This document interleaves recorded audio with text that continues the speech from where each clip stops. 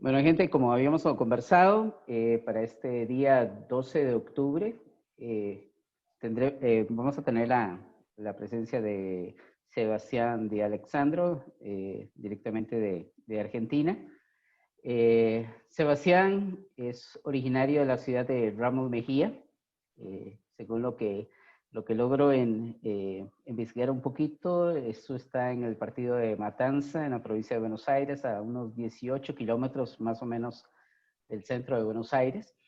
Nace un 28 de enero de 1976, un día miércoles, curiosamente, el mismo día que estamos entrevistándolo el día de hoy. También en una fecha como el día de hoy, por primera vez se puso la primera piedra de la Torre Eiffel. No sé si Sebastián lo sabía. También en un día como hoy, en 1958, se crea en Dinamarca el famoso y popular juego de Lego, el de los bloquecitos de plástico interconectados. Y ese mismo día también, en 1986, recién era mi último año de secundaria, veíamos como 7 astronautas norteamericanos morían en el aire cuando estalló el famoso transbordador Challenger. Fue un 28 de enero de 1986. Y también en 1940 nace Carlos Slim. Tal vez, no creo que no exista nadie en Latinoamérica que no conozca a Carlos Slim y su habilidad para hacer negocios y ser uno de haber estado entre el top 20 a nivel mundial entre los hombres más ricos. Bienvenido, mi amigo. Espero que este sea un rato agradable para ambos. Estamos grabando en sonido ambiente, entonces si escuchan o queda en la grabación grillos, es muy normal del lugar donde vivo. Estamos muy cerca de alguna zona montañosa y en Costa Rica casi todos los lugares son montañosos, entonces siempre vamos a tener el sonido ambiente. Entonces, Sebastián, un ¿Qué gusto. tal, Ronald? ¿Cómo estás? Encantado de estar acá en tu programa. No, perfecto, más bien. ¿Alguna cosa dije mal de tu ciudad natal? No, perfecto. Muy bien. Bien Ajá. ubicado. Bien Eh, ubicado, conocida como un distrito comercial, ¿cierto? Y, sí, sí, es una zona de... En realidad Buenos Aires es una zona urbana muy grande que abarca la ciudad de Buenos Aires y el Gran Buenos Aires, que es una zona urbanizada, pero muy grande. Y Ramos Mejía está muy cerca de la paradoja es que la capital se llama Buenos Aires y la provincia es Buenos Aires, pero son dos distritos diferentes. diferentes. Y Ramos Mejía está, como bien dijiste, a más o menos unos 18 kilómetros de la ciudad de Buenos Aires, dentro de la provincia de Buenos Aires. Que dentro de los datos que encontré fue que en el 2008 fue denominada como la ciudad del comercio. Entonces es parte de la actividad, ¿qué tan activa es la ciudad como tal?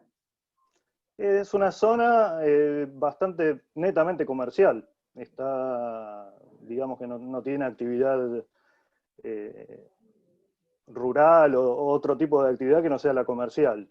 Y en alguna época fue bastante fuerte en tema de industria, pero con el correr del tiempo pasó a ser más una ciudad residencial y las industrias se desplazaron más a la periferia.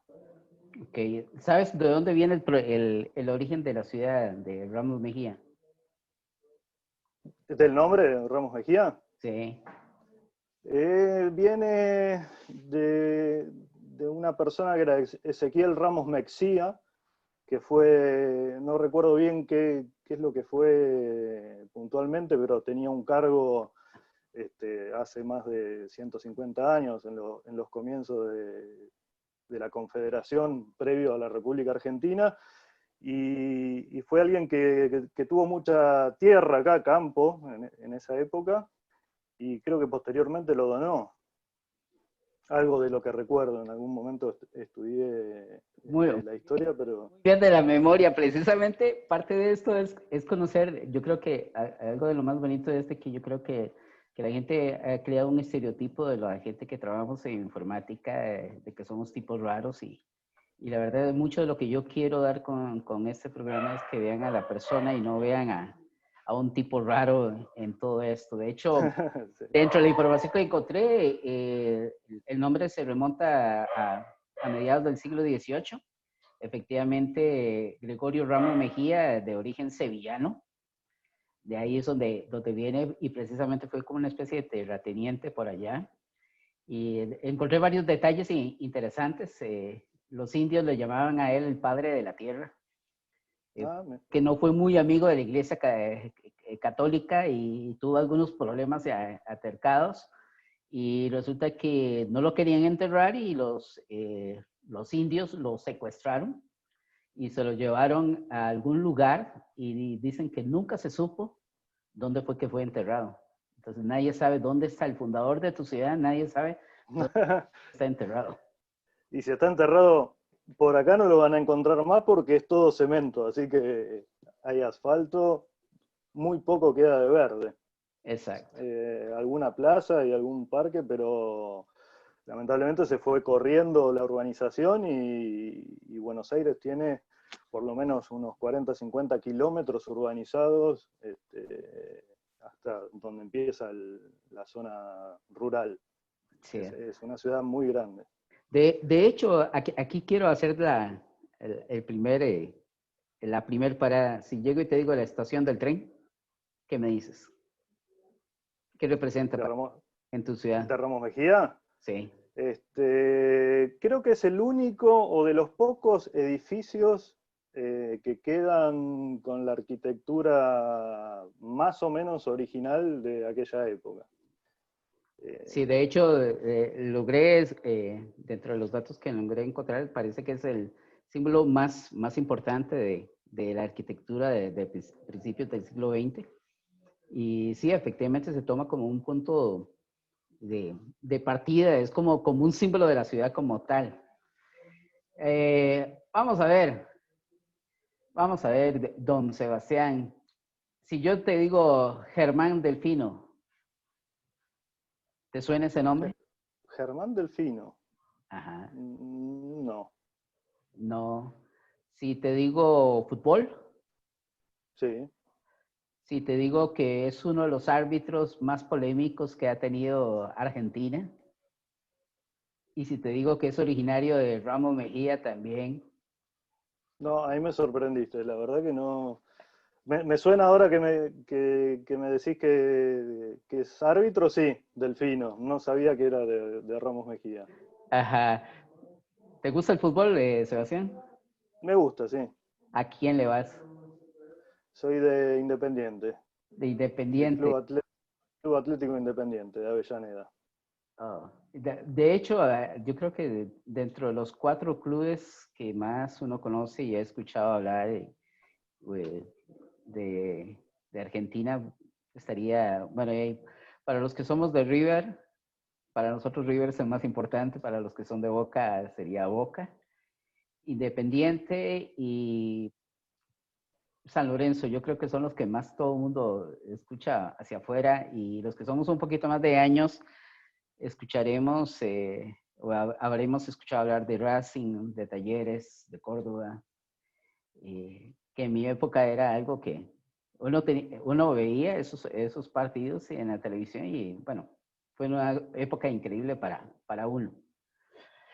Y acá en Argentina se habla de 5 grandes, que es Boca, River, Independiente, Racing y San Lorenzo. Y San, Hará unos 20 años, 20, 30 años atrás surgió Vélez Sarsfield, que un equipo de menor cantidad de afición, pero que en poco tiempo ganó muchas copas, muchos campeonatos locales y muchas copas Libertadores, que fue en esa época era dirigido por Bianchi, que después dirigió Boca y ganó mucho con Boca también. sí. Y se sumó como un sexto equipo grande. De hecho, otro dato curioso, mi equipo aquí en Costa Rica es el Club Sport Cartaginés, es el decano de fútbol nacional. Es un equipo que tiene 80 años de no ser campeón. La última vez fue hace 80 años. Es uno de los 4 clubes principales, pero ha pasado por eso. Y dicho sea de paso, Cartaginés jugó la Supercopa con Vélez. En aquel momento, cuando Vélez fue campeón de la Copa Suramericana, se hizo la unificación, ¿verdad?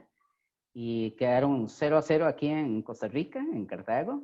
Y luego allá creo que fue 2-1 que ganó Vélez cuando estaba el famoso arquero Chilaver paraguayo. Chilaver, sí, sí, sí, un símbolo de Vélez. Un símbolo de Vélez, exacto. Y así como símbolos, Sebastián, si usando algunos de los dichos argentinos, estás hasta las manos con el tema del agua, ¿verdad? Sí, la verdad que sí. ¿Qué refiere el agua?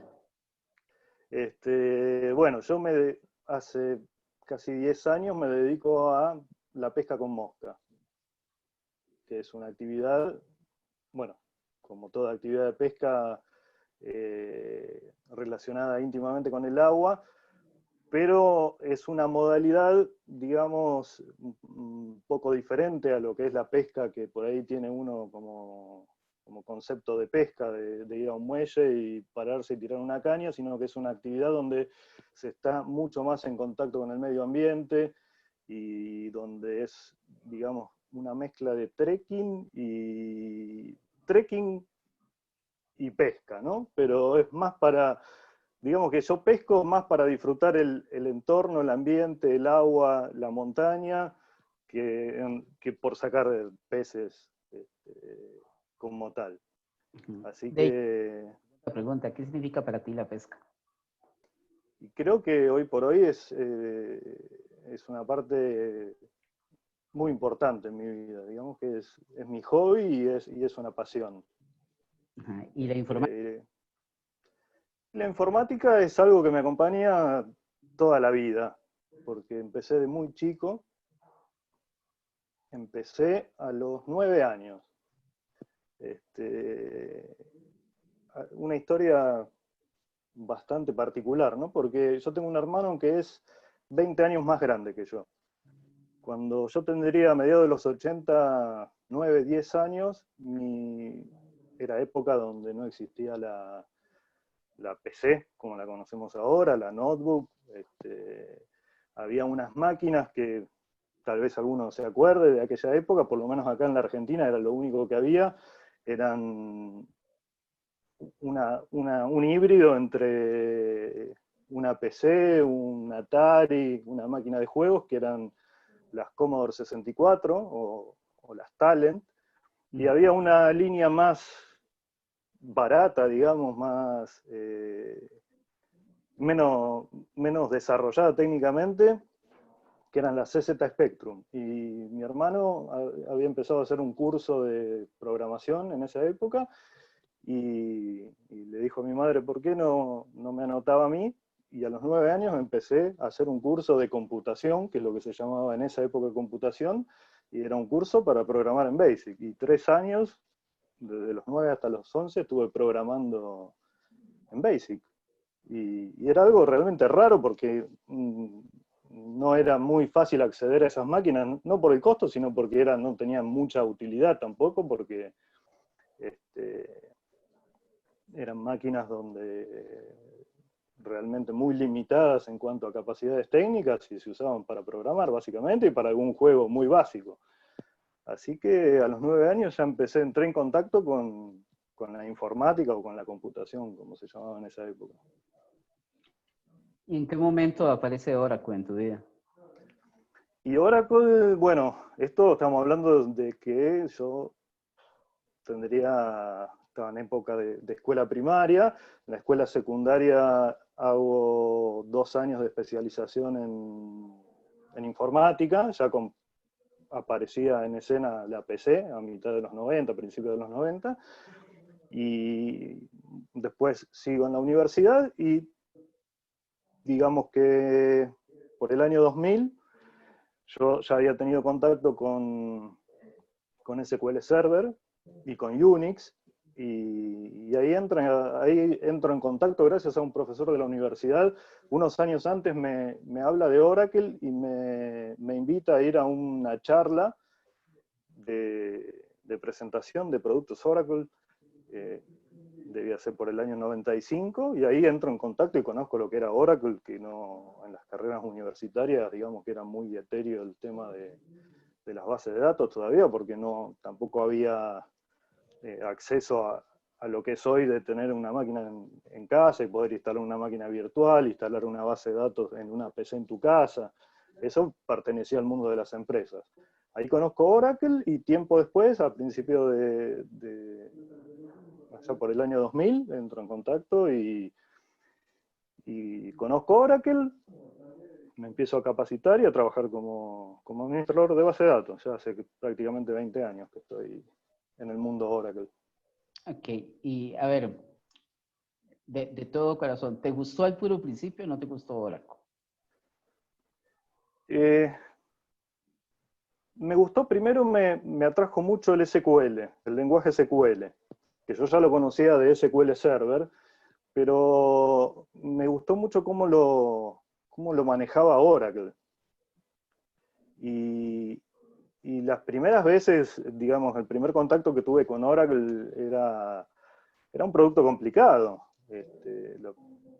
Lo primero que quise hacer era instalarlo en unas máquinas con los primeros Linux que había, y fue, creo que era versión 8, 7 u 8, instalándolo en un sistema operativo SSO que había en esa época, que era, digamos, tenía la capacidad de correr en una arquitectura de 386, 286, y fueron, creo que 6 meses para instalar esa base de datos ahí. Pero bueno, eso fue lo que me atrajo, y ahí, por investigación propia, pude aprender mucho y meterme de lleno en el producto. Ok. Grupo de usuarios de Argentina. Sí. El grupo de usuarios de Argentina, te cuento un poco cómo, porque tuve un lapso ahí. Si mal no recuerdo, en el año 2007, 2008, un colega, Fernando García, arma creo que fue, no quiero mentirte, pero creo que fue la primera comunidad de usuarios Oracle de habla hispana. Empieza a gestar la idea de la comunidad Oracle hispana, y fui uno de los primeros que él yo tenía un blog, se pone en contacto Fernando y me dice, ¿te gustaría participar, escribir algún artículo? Y le digo, mira, yo tengo un blog que escribo alguna cosa en castellano sobre Oracle, por supuesto. Y ahí se empezó a gestar luego te sumaste vos, y se sumaron muchos de los Oracle Ace que hoy hay. Creo que muchos arrancaron por esa época. Creo que habrán sido 2, 3 años, y yo paso, en ese momento yo trabajaba full time DBA, y paso a un cargo de manager de un área de tecnología. Entonces me empiezo a alejar un poco de lo que es la parte técnica. Y eso me llevó también a perder tiempo que le dedicaba a la escritura de artículos, a la investigación, al participar. Entonces es como que bajo la intensidad de la participación en la comunidad con Oracle. En ese momento se forma el grupo de usuarios de Argentina. Pasado eso, esa etapa mía de trabajar en temas de gestión, porque realmente lo probé, lo desarrollé durante 2 o 3 años, y extrañaba lo técnico. Decido volver a lo técnico, y cuando vuelvo a lo técnico me pongo en contacto con los muchachos, que algunos ya los conocía, de los que recientemente habían formado el grupo de usuarios de Argentina, y me sumo. Creo que fue en el año 2014-2015. Ok. OTN Tour, Grand Baker Tour. ¿Qué significa para vos? Y yo creo que es la gran posibilidad de que personajes de renombre hayan llegado a países de Latinoamérica donde por ahí no eran accesibles. Y creo que, me acuerdo que yo al primero que concurrí no se había hecho el de Argentina todavía, fue el de Montevideo, que habían organizado, que organizó Nelson y la Edel. gente y Edelweiss, el grupo de usuarios de Uruguay. Viajé, yo en ese momento estaba trabajando en esta empresa donde estaba como manager y fui a verlo y claro, era algo, creo que fue año 2010, si no me equivoco, y estaba recién empezando. Y es increíble ver cómo creció. O sea, mirándolo hoy casi 10 años después, es increíble cómo creció.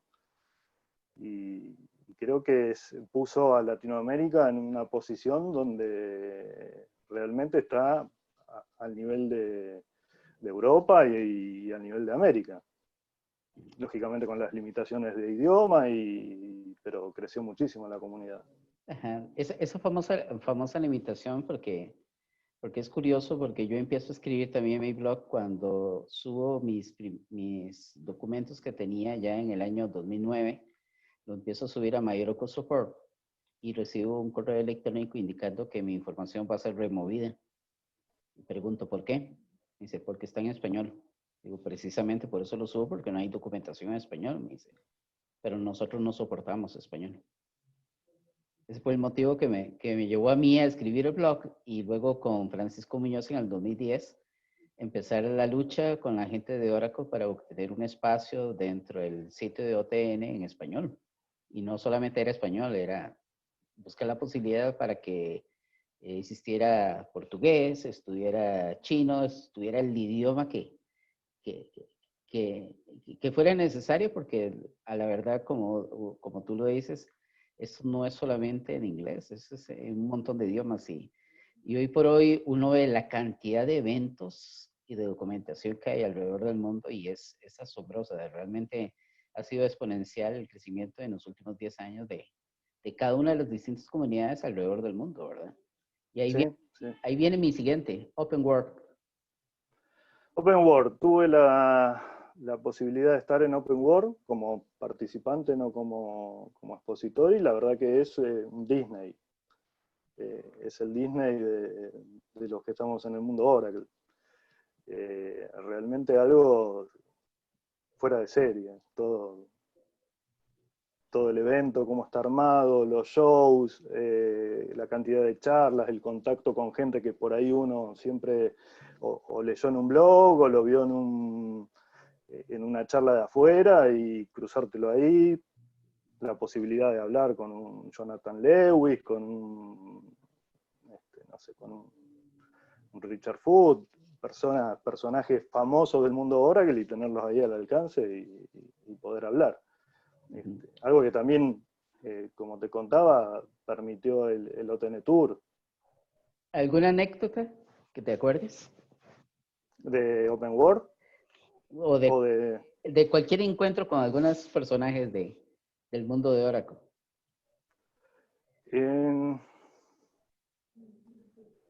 Bueno, por ejemplo, con Jonathan Lewis, me pasó de estar caminando en San Francisco, verlo que venía caminando por la vereda y reconocerlo y digo, ¿cómo lo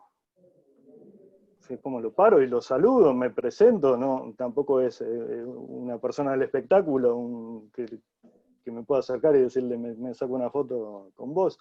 Así que lo veo que entra a un hotel y pego la vuelta, entro al hall del hotel y me siento al lado, él saca la notebook, se pone a trabajar, yo me siento al lado, saco la notebook y ahí forcé un pequeño diálogo como para...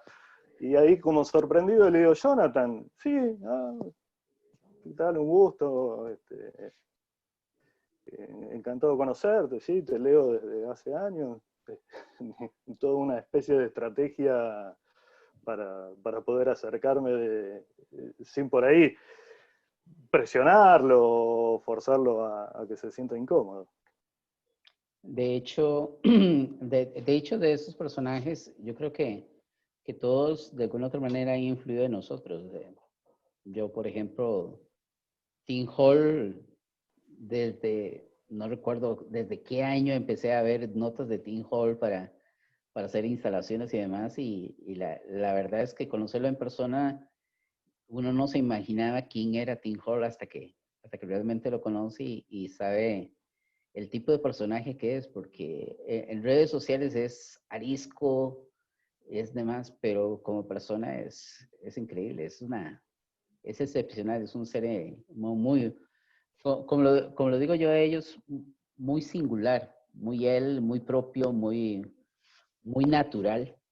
Y, y es el tipo de personas, y no solamente como él, realmente Graham Good, el mismo Tom Kite, que tuve la oportunidad Sí. de compartir con él en varios eventos, era el tipo de personas que uno decía, bueno, ¿en dónde, en dónde está la grandeza de ellos y qué es? Porque al menos Tom Kite era el tipo de persona que en una conversación o en un lugar era sumamente distraído, no era el tipo de persona con la cual podríamos pues, establecer una conversación muy amplia. Pero una vez que se subía al escenario, se convertía Sí, totalmente. sí, sí, sí. Y hasta yo no lo noté tímido abajo del escenario, o una persona este, introvertida.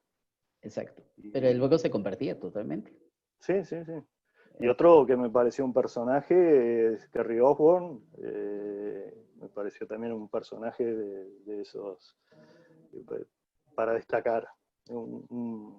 Un vaquero, digamos, el vaquero de tejanos de las películas. La verdad es una impronta fabulosa. Sebastián, durante el año 2015, 2016 y 2017 hay una proliferación enorme de artículos tuyos en tu blog sobre cloud, sobre seguridad, y después hay una fase en la que desapareces un tiempo. Sí. A qué se debe? Eh, Se debe a dos motivos puntualmente. Venía trabajando mucho sobre cloud creo que fue 2017, 2018, perdemos el acceso en la Argentina al cloud free. Entonces muchas de las cosas las que estaba trabajando, tenía planificado hacer una serie de artículos de seguridad de los primeros, digamos, que salían de cloud haciendo investigaciones. Realmente se me cortó y busqué por diferentes maneras de conseguir en ese momento una cuenta para poder seguir haciendo pruebas y no lo conseguí y quedó trunco. Después, por cuestiones laborales, perdí mucha capacidad de disponer tiempo y bueno, Cloud también cambió mucho, así que muchas de las cosas que venía haciendo las debería haber vuelto a reinvestigar. Cloud es algo que tiene un desarrollo a una velocidad terrible, así que... Y ahí, bueno, hubo un corte que sí, creo que fueron los últimos 2 años, me quedaron ahí en el tintero varias cosas, pero vengo trabajando en volver a... De hecho, tengo los borradores de varios artículos para, bueno, para volver al ruedo. Y estoy preparando un sitio que lo tengo ahí para hace casi un año, dedicado específicamente a temas de seguridad de base de datos en español. Una especie de blog y de centro de información, básicamente. Yo desde el año más o menos 2008 me empecé a focalizar bastante en lo que es seguridad de base de datos y bueno, es uno de los temas que me gusta mucho y que también tuve la posibilidad de investigar y de desarrollar un poco más. Sí, Así que veo que te enfoca mucho, te gusta mucho ese tema a nivel de seguridad propiamente, ¿verdad? sí, sí, porque cuando en esa época que tuve época de gestión, de manager, también me enfoqué mucho en lo que es seguridad y hice algunos máster y diplomados en gestión de la seguridad y cosas técnicas propias de la seguridad, pero porque ya venía con el gusto de la seguridad de base de datos. Acá en el año 2008 se dispuso una normativa de los bancos de reforzar la seguridad el Banco Central le bajó normativa a los bancos de empezar a cumplir regulaciones de seguridad que hasta ese momento no se hacían, y obviamente hubo mucho trabajo y muchas cosas que hacer porque había segregación de roles, no había, temas de, bueno, todo lo relativo a la seguridad era muy pobre en muchas entidades, no las grandes, pero muchas medianas o entidades financieras chicas. Entonces surgió la posibilidad de hacer ese tipo de trabajos y ahí me interesé mucho, empecé a leer a Pete Finnegan, por ejemplo, un especialista, un crack de la seguridad, y bueno, me metí a investigar y hoy por hoy es algo que más allá de si lo hago o no todos los días, lo sigo investigando, sigo probando productos, sigo buscando maneras de romper Oracle para ver cómo reforzarlo. Es algo que me gusta y también me gusta compartirlo porque creo que de toda la información que hay sobre base de datos, es lo que por ahí menos se muestra. Siempre se muestra el producto que lo arregla, pero se lo presenta. Hay mucha presentación que es propia de los managers de Oracle mostrando el producto, pero falta lo que pasa en el día a día. Y es algo que yo con casi 20 años de trabajar en empresa lo estás viendo lo que pasa en realidad. Pasa que cómo funcionan los permisos, o cómo pasa algo a producción, o de producción a desarrollo sin enmascararse, y uno lo está viendo continuamente, y sé que pasa en la gran mayoría de las empresas. Sí. Así que es un tema que me apasiona bastante. Vamos a ver, Sebastián, ¿qué tan argentino te sientes? Una pregunta complicada esa, porque la Argentina es un país donde por momentos es muy ciclotímico el argentino. Por momentos se siente muy argentino y por momentos uno dice, ¿por qué estoy acá? Obviamente nací acá y viví toda la vida acá, y hay cosas que te duelen del país como país, y hay cosas que uno admira. La verdad que la Argentina es un país que tiene a nivel recursos naturales, desde cataratas a glaciares, desiertos, selva, tiene todo como para ser un lugar para invitar a la gente a que lo venga a conocer. Y después tiene cosas, creo que el que lo ve de afuera no la llega a entender, ¿no? ¿Por qué a la Argentina le pasa en temas económicos o temas sociales, que por ahí el que lo ve de afuera no entiende por qué a la Argentina le puede estar pasando tal o cual cosa, ¿no? O teniendo el potencial, porque tiene potencial. Ese es un país raro, ¿no? Donde hay grandes individualidades, hay Messi, hay un Papa, hay un Maradona, hay un músico excelente, un jugador de tenis, pero como sociedad le falta todavía por ahí madurar. Yo creo que la historia no le permitió madurar de manera pareja, digamos, y creciente. Siempre es un ciclo, y cuando se está madurando un poco se vuelve a empezar, y siempre estamos medio a mitad camino. Que dicen que hay un conjunto de frases que son muy dadas dentro de los argentinos. Vamos a ver. Dentro del conjunto de la lista de frases que encontré, dice, si hay una que expresa el triunfo personal como ninguna, ¿es cuál? ¿Cuál? ¿Cuál es la frase que expresa de la mejor manera el triunfo personal como ninguna otra para un argentino? ¿Cuál es esa frase que utilizan? No sé, a ver qué... No se me ocurre cuál puede ser. Ok. Según la documentación que encontré, dice... Yo creo dime. Yo creo que sí lo ibas a decir. No, a ver. Ser Gardel. Ah, sí. Soy Gardel. Soy Maradona. Soy Gardel o soy Maradona. Bueno, ahora dentro de un par de años va a ser soy el Papa, porque siempre que hay uno que hace bien las cosas, soy ese. Pero Gardel sí, digamos que Ok, tenés razón. voy a ser un poquito conflictivo. Sí. ¿Dios o Maradona?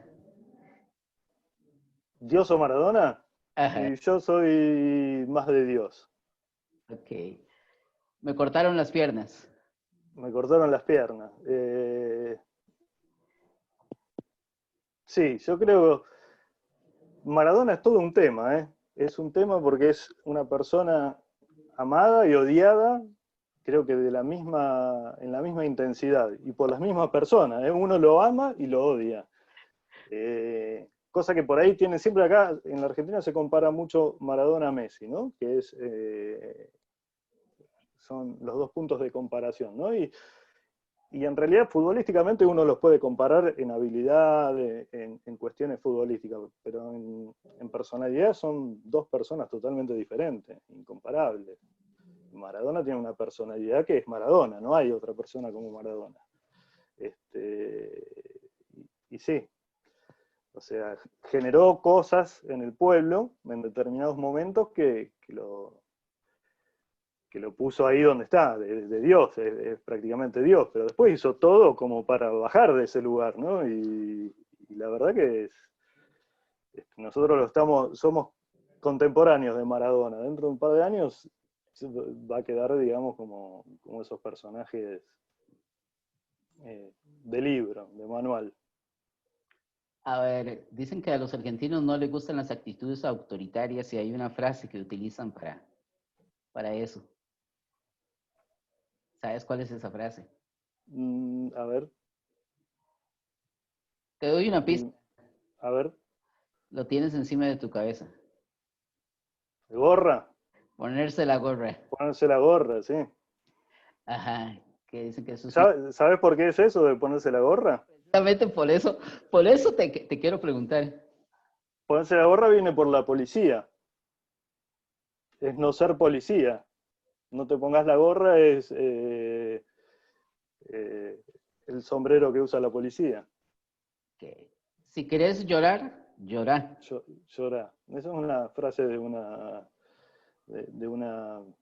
también, una vedette, una actriz, un personaje mediático que hizo popular esa frase, porque tenía un programa tipo talk show donde forzaba a llorar a la gente, así que como estrategia de entretenimiento. Sí, y dicen que decía de paso que al argentino le cuesta expresar sentimientos, ¿es verdad? ¿Le cuesta o no le cuesta? No, no, la verdad que eh, yo tuve la posibilidad de trabajar con gente de diferentes países de Latinoamérica y de Europa, ¿no? Y a veces les sorprende cuando vienen a la Argentina el trato que hay entre las personas, ¿no? Donde uno viene, se abraza, se dan besos y por ahí te estás gritando y es muy, muy pasional el argentino. Y por lo menos comparado con ciertos países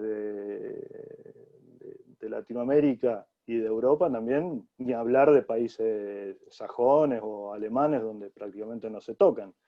Pero me ha pasado que con gente de Chile, por ejemplo, de darle un beso y que se queden. Nosotros nos saludamos con un beso, los hombres, ¿no? Pero de siempre, aunque no nos conozcamos, nos estamos conociendo en ese momento, si me presenta un conocido mío, me presenta Ronald, hola Ronald, y lo más probable es que en un ambiente de confianza te dé un beso. Y me pasó de darle un beso a un chileno y que se haya quedado como. Sí. Y el argentino sí es de darle beso a todo el mundo y de gritar, y es bastante pasional en ciertas cosas. Eh, pegar un tubazo. Y un llamado telefónico de cuando eran tubos, ahora es pegar un pantallazo. No hay tu tía. No hay tu tía. No sé de dónde viene. A mí me gusta mucho el tema del origen de las frases, ¿no? Ajá. El no hay tu tía, no sé no sé el origen, ¿no? Pero es como, no hay vuelta, es como, Sí, no hay vuelta. existe también en Costa Rica, ¿sabes? Que ese dicho también existe aquí. Y tiene la misma connotación, exactamente. Y a ver, eh, la casa está en orden. La casa está en orden, eso es una frase que se trasladó de un presidente, el primer presidente después de la última dictadura, Raúl Alfonsín. eh, Tuvo que atravesar varios problemas políticos, políticos militares, y uno de ellos fue un levantamiento militar que coincidió para Semana Santa, y bueno, solucionó el tema y arregló el problema, digamos que de fondo, que no viene al caso, era un tema entre militares. Salió al balcón y dijo: Felices Pascuas, la casa está en orden. Y quedó la casa está en orden para decir, bueno, está todo en orden, vamos para adelante. ¿Qué esperarías de Argentina? ¿Qué quieres de Argentina? Te podría, si tenés otro programa y me invitaste, puedo contar. No, yo creo que lo primero que tiene que pasar en la Argentina es acomodarse socialmente y, y darse cuenta que la única manera de salir adelante es entre todos. Acá siempre se busca dividir, siempre se está dividiendo. Boca River, peronistas y radicales, que son dos partidos políticos, o lo que sea, ¿no? Pero siempre se trata de dividir.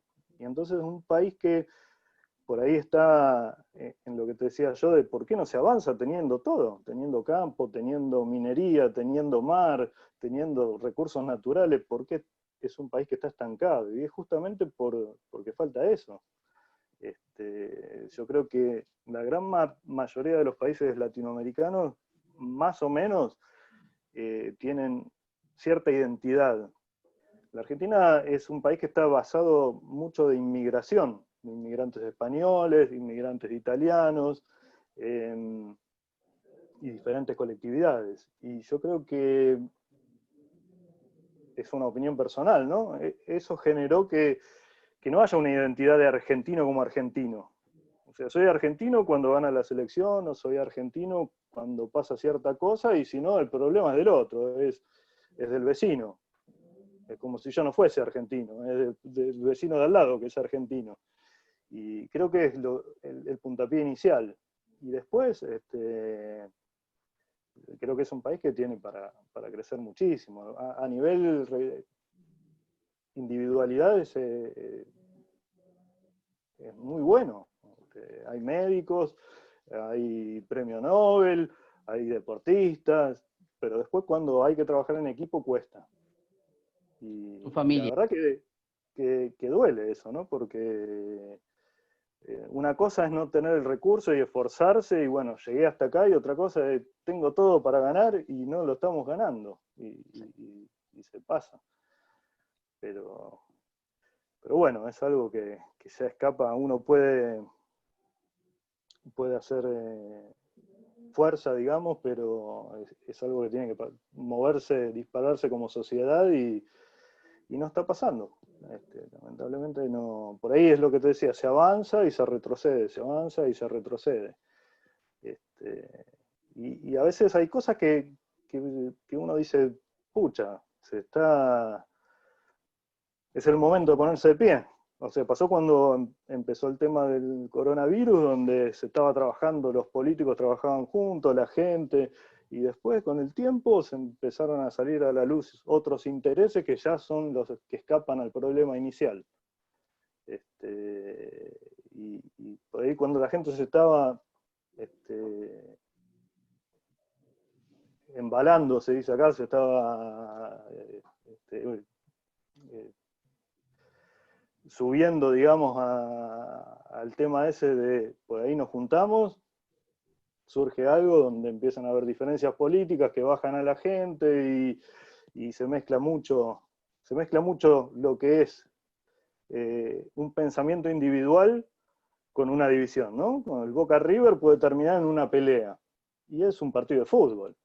O el que es de un partido con otro partido se terminan peleando. Últimamente pasó mucho acá que la política se metió en la vida de las personas, ¿no? De donde se pelearon hermanos o un padre con un hijo por temas de política. Y la política tiene que sumar. O sea, que haya dos ideas diferentes, yo soy de la idea que esas dos ideas tienen que sumar para ir para allá, no dividir para restar. Y pasa mucho eso acá. Pero bueno. Bueno, y Sebastián, ya como para ir cerrando, eh, ¿qué podríamos esperar? ¿Qué crees que vamos a tener en los próximos meses y años en cuanto a lo que es el mundo de tecnología en sí, el mundo de Oracle? ¿Qué te imaginas?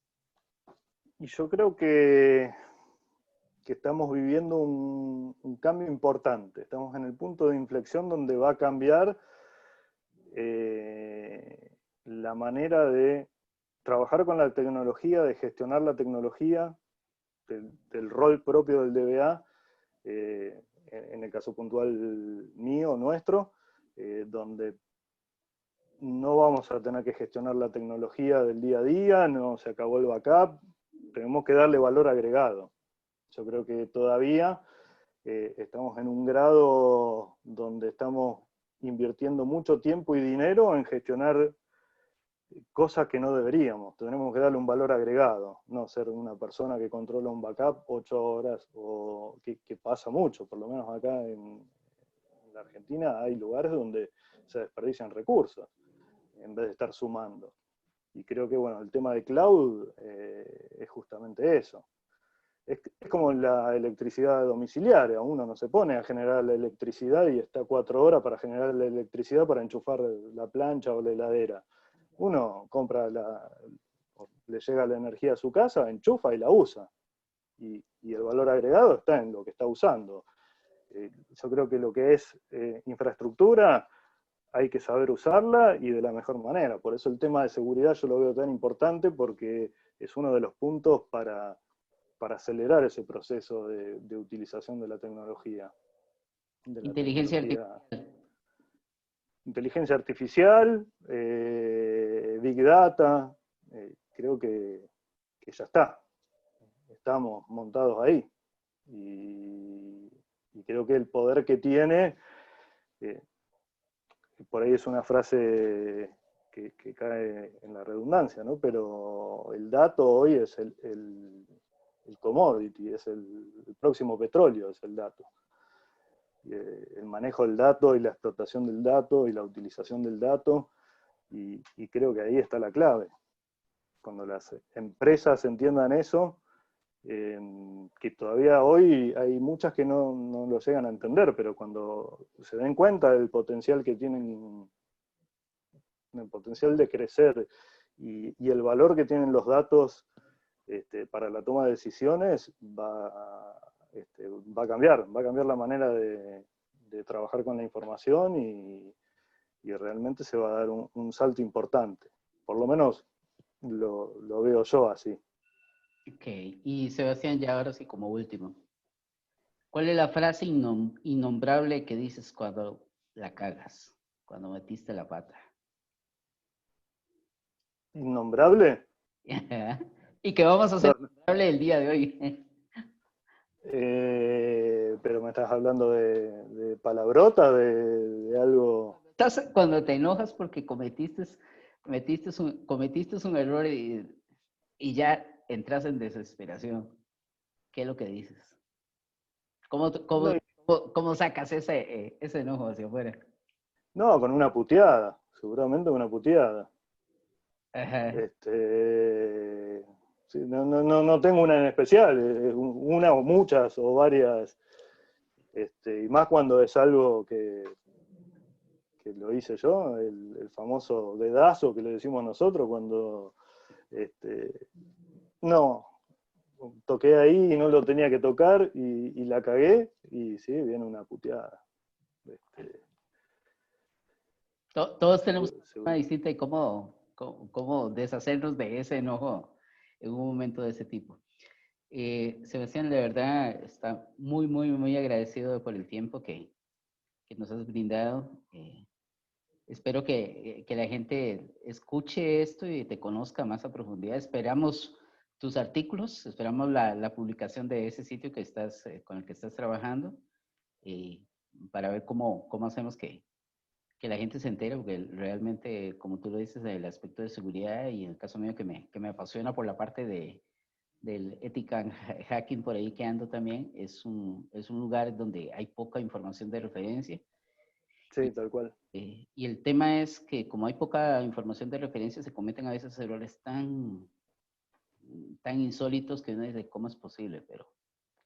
Pero cuando no existe información, yo creo que no hay culpa de por medio.